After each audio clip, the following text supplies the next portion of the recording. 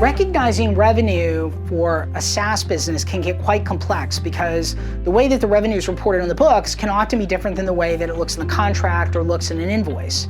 In the world of accounting, the revenue needs to be aligned with the way the product or service is delivered.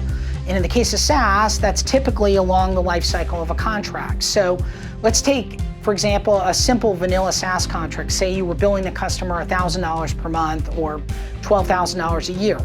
You might invoice that full $12,000 up front and collect the cash up front, but that doesn't mean you get to recognize all the revenue right away.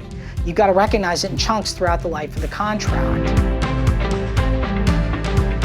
And that's just a simple example.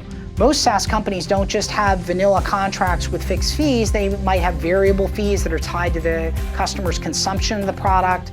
They might have professional services engagements that are billed on a time and materials or a fixed fee basis. They might have training offerings, premium customer support, app stores, advertising, and on and on and on. And each one of those different revenue streams might be recognized differently. Some might be recognized up front, some might be recognized ratably across the contract, some might be front-loaded, some might be back-loaded, some might be recognized at different milestones along the way. But you've got to get this stuff right because sales on the income statement is one of the most highly visible metrics to investors. It's also one of the ones that's most prone to fraud, and there are dozens of case studies of software companies that have doctored up fake contracts or fake invoices or recognized revenue too late or recognized revenue too early. One of the most famous examples was back in the .com era when a company called Computer Associates became famous for having a 35-day month.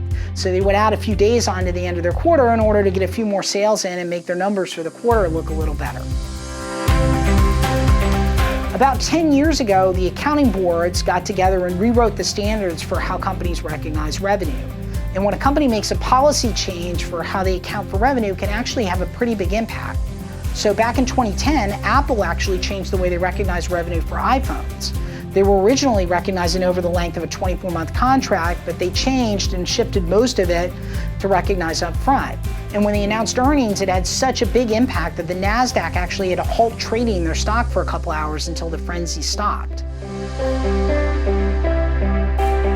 This stuff gets really complex and there's different opinions on how to do it. The guides from the Big Four on how to recognize revenue for software are some 700 pages in length. But you got to get this stuff right because if you don't, it can delay IPOs, it can delay mergers and acquisitions, it can delay fundraising rounds, it can even land criminal penalties for your CEO and CFO if you do it wrong.